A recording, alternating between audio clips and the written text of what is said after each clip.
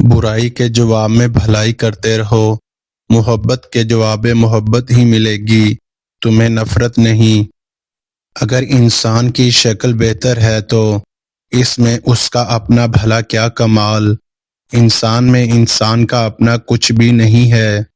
جب بھی تمہیں دنیا کی کوئی چیز حاصل ہو تو اس کے انجام پر نظر کر لیا کرو۔ ہمارا امیر اور غریب ہونا ہماری روح پر منحصر ہے۔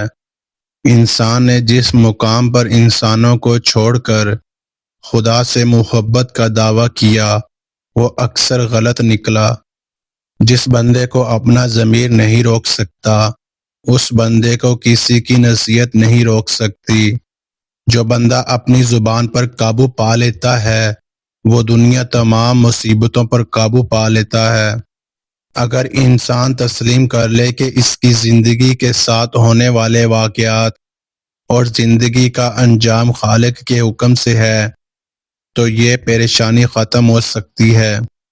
مصیبت کا نازل ہونا ہلاکت کے لیے نہیں بلکہ امتحان کے لیے ہوتا ہے۔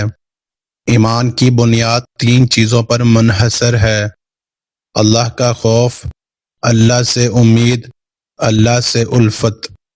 یاد رکھو کہ کوئی بھی چیز تیرے نزدیک حصول آخرت سے زیادہ محبوب نہ ہو۔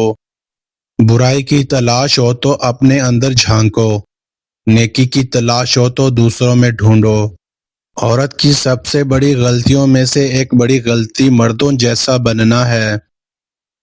اس دنیا میں جو بندہ آزاد نہیں، موت اس کو آزادی دیتی ہے۔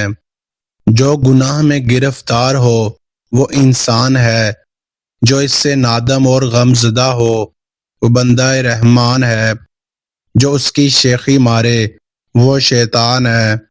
جس طرح بڑی بڑی صداقتیں نہایت سادہ ہوتی ہیں اسی طرح بڑے بڑے آدمی بھی نہایت سادہ ہوتے ہیں۔ جو انسان ظالموں کے ساتھ ہنسی خوشی زندگی بسر کرتا ہے گو وہ ظلم نہیں کرتا پھر بھی وہ ظالم کہلائے گا۔ انسان کو کوئی بھی چیز اتنا نہیں بدلتی جتنا اس کے دل پر گزری ہوئی تکلیفیں اسے بدل دیتی ہیں، اور تکلیفیں بھی جو اس نے تنہائی جھیلی ہوں۔ خدا کا پیارا وہ ہے جو کسی بندے کو تکلیف نہ دے، خوشی اور غم میں یکساں رہے۔